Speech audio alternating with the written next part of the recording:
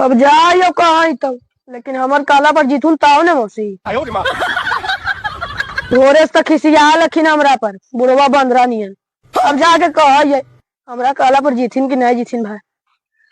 मौसा ला सटवा पहन लो और जाओ बाजार, मौसी कल खुना सामान लागे। अरे सांझियन सामान ले रे तो दोनों मिलकर चाट गला।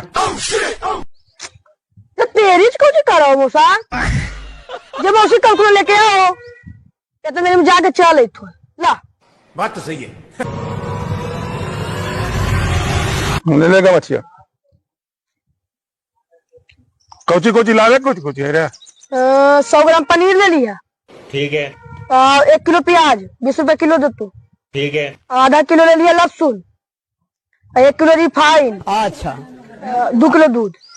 अजय बच तो मौसी को खुराक दे दो। अच्छा कुछ आओ सामान नहीं छूटल, मुझे पूछ लेगा कई रुपया दल कह रहे। 200। तो इतना तो पूरा नालंदा खरीदा जीते। चौका कोची